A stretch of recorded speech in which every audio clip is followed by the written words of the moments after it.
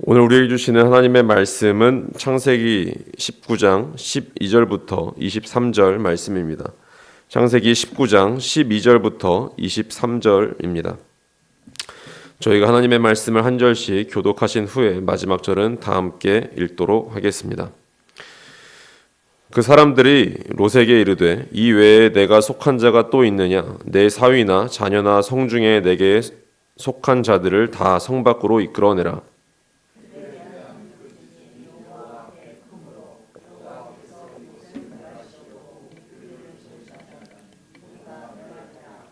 롯이 나가서 그 딸들과 결혼할 사위들에게 말하여 이르기를 여호와께서 이 성을 멸하실 터이니 너희는 일어나 이곳에서 떠나라 하되 그의 사위들은 농담으로 여겼더라.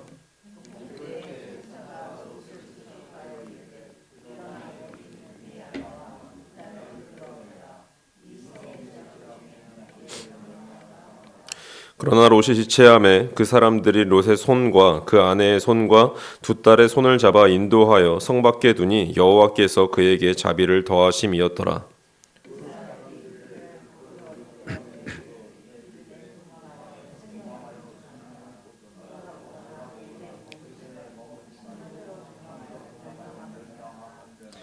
롯이 그들에게 이르되 내 주여 그리 마옵소서.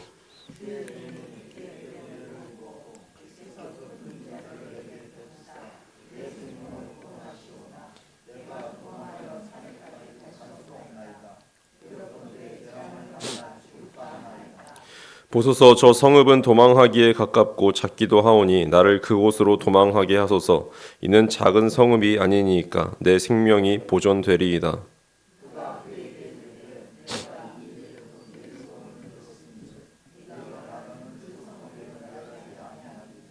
그리로 속히 도망하라. 네가 거기에 이르기까지는 내가 아무 일도 행할 수 없노라 하였더라. 그러므로 그 성읍 이름이 소알이라 불렀더라. 롯이 소알에 들어갈 때 해가 돋았더라. 아멘. 어제부터 이제 소돔과 고모라라는 이제 말씀을 저희가 살펴보고 있습니다. 이 소돔과 고모라 하면 어떤 이미지가 떠오르십니까? 저는 이제 성경을 잘 아는 우리뿐만 아니라 믿지 않는 세상 사람들조차도 이 도시들, 이 그냥 소돔과 고모라라는 그런 도시들을 딱 이름을 들으면 악의 상징, 타락의 대명사로 여깁니다.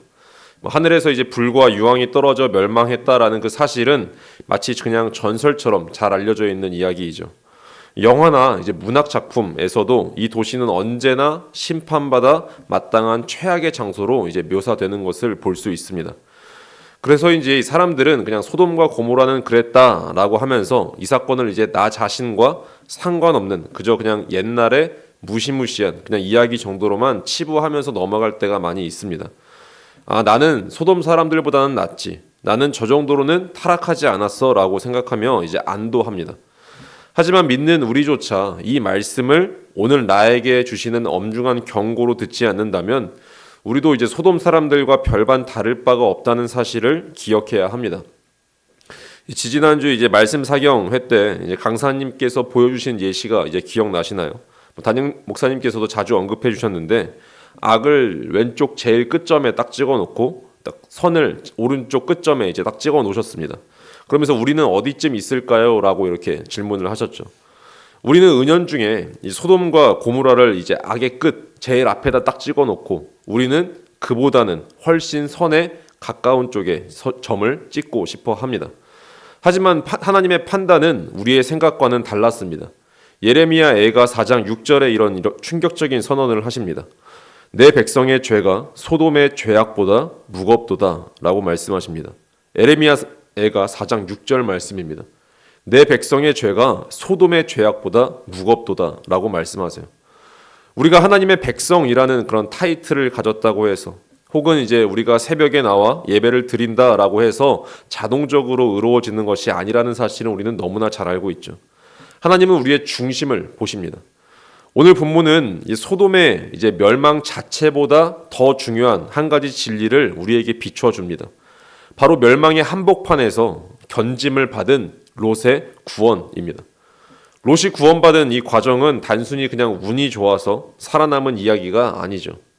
이것은 오늘날 우리가 어떻게 구원을 받았는지, 그리고 하나님의 은혜가 어떻게 우리 삶에 작동하는지를 보여주는 선명한 그림입니다. 본문으로 한번 들어가 보겠습니다. 소돔을 향한 하나님의 심판은 확정되었습니다.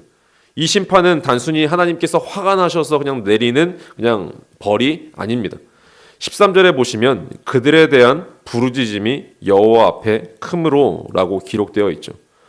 이 도시에서 이제 고난을 당하는 그런 백성들, 이제 그런 그 사람들의 울부짖음이 하나님의 귀에 닿았고 공의로우신 하나님은 더 이상 침묵하지 않기로 결단하신 겁니다. 그 급박한 상황 속에서 천사들은 롯에게 마지막 기회를 줍니다. 내게 속한 자들을 다 성 밖으로 이끌어내라. 롯은 급히 나가서 딸들과 약혼한 사위들에게 이 사실을 전합니다. 여호와께서 이 성을 멸하실 테니 이제 빨리 피하자라고 이제 이야기를 하죠. 그런데 사위들의 반응은 어땠습니까? 14절 끝부분을 보면 그의 사위들은 농담으로 여겼더라라고 말합니다. 생사가 걸린 그 경고를 그냥 농담으로 이제 받아들인 겁니다. 이것은 바로 영적 무감각이라고 해석할 수 있죠. 죄악의 도시에 너무 오래 살다 보니까 그냥 그 도시에서 그냥 동화돼서 살아가다 보니까 하나님의 말씀에 대한 그 감각이 마비된 것입니다. 저는 이 장면을 보면서 그런 장면이 떠올랐어요. 타이타닉 영화가 떠올랐습니다. 그 침몰할 때의 일화가 떠올랐습니다. 배가 빙산에 부딪혀서 물이 차오르고 있다라는 그런 급박한 경고가 계속 배에서 울리고 있는데 연회장에 있던 많은 승객들은 그 경고를 무시했습니다. 이 배는 절대 가라앉지 않는 불침선이야 라고 믿었기 때문에 그렇습니다. 그들은 경고 방송이 나오는 그 순간에도 샴페인 잔을 기울이면서 심각한 상황을 그냥 그저 해프닝이나 이제 농담거리로 치부했던 그런 장면이 제 머릿속에 떠올랐어요. 결국 그 안일함과 무감각이 수많은 생명을 앗아갔습니다. 오늘날 세상도 마찬가지가 아닐까요? 복음을 전하고 우리가 믿는 그 예수 그리스도에 대한 그 다시 오심을 우리가 선포하며 복음을 전하는데 요즘 세상에 무슨 천국과 지옥이 있냐라고 농담으로 여깁니다. 혹시 우리 안에도 이런 무감각함이 스며들어 있지는 않은지 다시 한번 돌아보셨으면 좋겠습니다. 하나님의 말씀을 매일 듣지만 우리가 말씀을 매일 묵상하지만 그 말씀이 내 삶을 뒤흔드는 그런 경고로 들리지 않고 그저 스쳐 지나가는 그냥 배경음악처럼 들리고 있다면 우리도 롯의 사위들과 다를 바가 없는 존재입니다. 그렇다면 사위들은 그렇다 치고 당사자인 롯은 어땠을까요? 15절에 보면 동이 틀 때 천사가 롯을 재촉합니다. 빨리 일어나라. 안 그러면 함께 멸망한다 라고 이야기하죠. 그런데 16절 첫 단어가 무엇이죠? 그러나 롯이 지체하매. 롯이 지체합니다. 롯은 머뭇거렸습니다. 이 사람들을 그냥 두고 가는 것이 마음이 아파서였을까라고 생각도 해보았지만 이 심판이 코앞에 닥쳤는데 왜 롯은 발을 떼지 못했을까요? 그냥 추측해보면 이 소돔에서의 삶이 너무나 이제 자기에게 익숙했기 때문이 아닐까라고 한번 상상해 보았습니다. 그곳에서 이제 여러 재산들을 쌓았을 수도 있고, 사회적 지위가 있을 수도 있고, 그냥 익숙한 편안함을 하루아침에 버리고 이 성을 떠나야 된다. 라는 그런 빈손으로 떠난다라는 것이 너무나 안타까웠던 것이 아닐까요? 머리로는 나가야 된다라는 것은 알았지만 이 마음은 소돔에 붙들려 있었던 것이죠. 그러면서 이제 제가 이제 DTS에서 아프리카 이제 선교를 했었었는데 거기에서 이제 선교사님이 해주신 말씀이 기억났어요. 아프리카나 이제 그런 원주민들이 원숭이를 잡을 때 어떤 방법을 쓴다라고 합니다. 이제 독특한 방법이 있다고 하던 것이 이제 기억이 났습니다.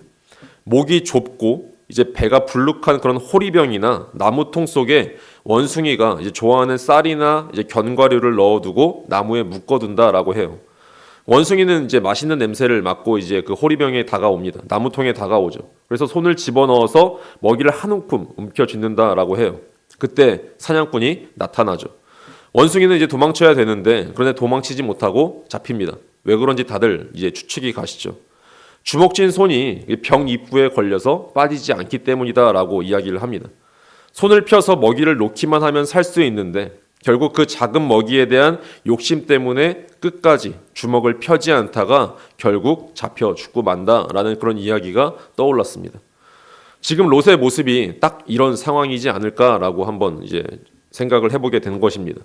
멸망의 불이 떨어지기 직전인데 그는 소돔이라는 세상의 호루병 속에 넣은 그 손을 펴지 못하고 있는 그 모습을 한번 상상해 보십시오. 이걸 버리고 어떻게 가나? 내가 여기서 어떻게 살았는데? 하며 지체하고 있는 것이 아닐까요? 이것이 우리의 모습일 수도 있습니다. 주님을 따른다라고 말씀하시면서 지난주 금요일에 담임 목사님께서 나의 십자가를 지고 따라오라라고 하시는 그 예수님의 말씀을 선포하시면서 계속 해석해 주셨죠. 우리는 주님을 따른다라고 말하고 있으면서 여전히 나의 기준이라는 먹이를 꽉 쥐고 머뭇거리고 있는 그 모습을 이제 한번 우리는 돌아보아야 하지 않을까요? 바로 이 결정적인 순간 롯이 머뭇거리고 있을 때 놀라운 일이 일어납니다. 16절 말씀을 다시 봅니다.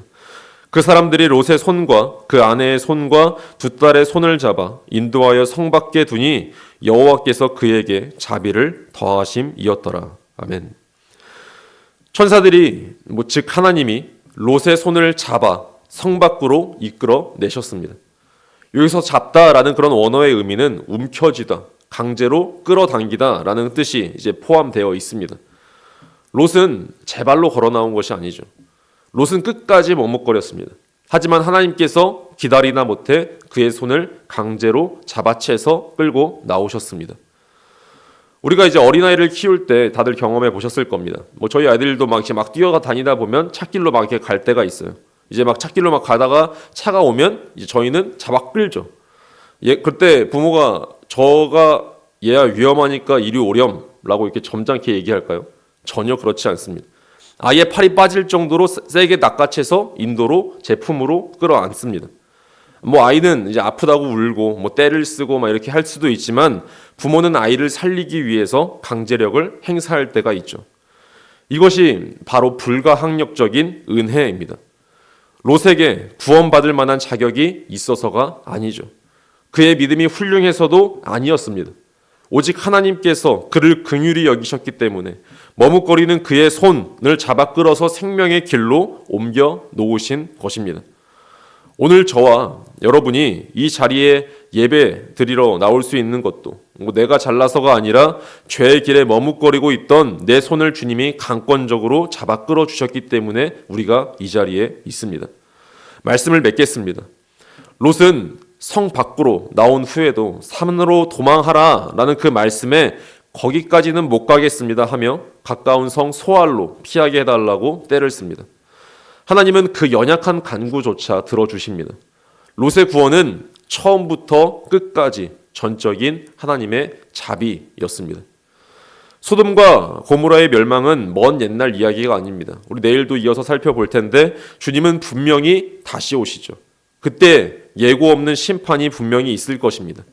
하나님은 오늘 이 새벽 말씀을 통해 우리를 부르고 계십니다.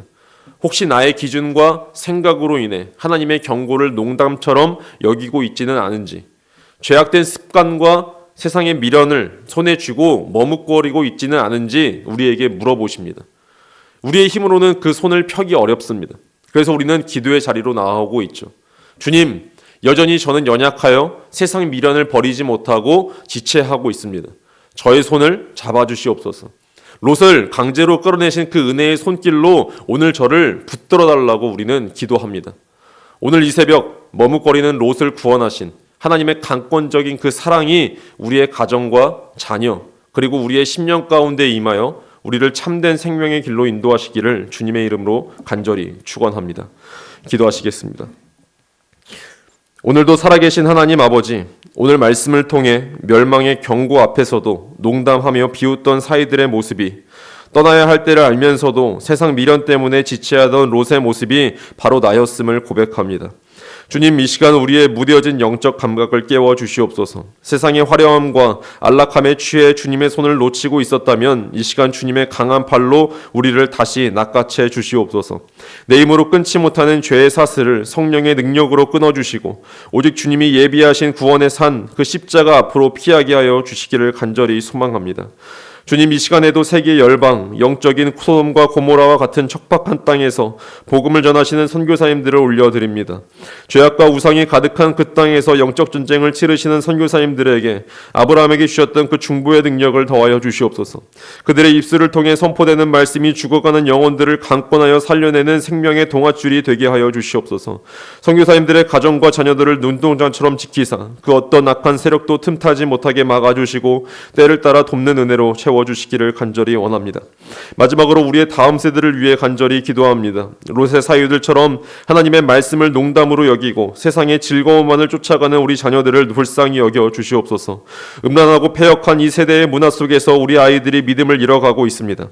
주님, 우리의 자녀들의 손을 강권적으로 붙잡아 주시고 부모의 힘으로 할 수 없는 영역이오니 성령님께서 친히 찾아가 만나 주셔서 세상이 줄 수 없는 하늘의 기쁨을 맛보게 하여 주옵소서. 그리하여 죄악된 도시를 떠나 거룩한 하나님의 군대로 일어나는 새벽 이슬 같은 청년들이 되게 하여 주시기를 간절히 원합니다. 지체하는 우리를 끝까지 포기하지 않으시고 기어이 살려내시는 우리 구주 예수 그리스도의 이름으로 간절히 기도드립니다. 아멘.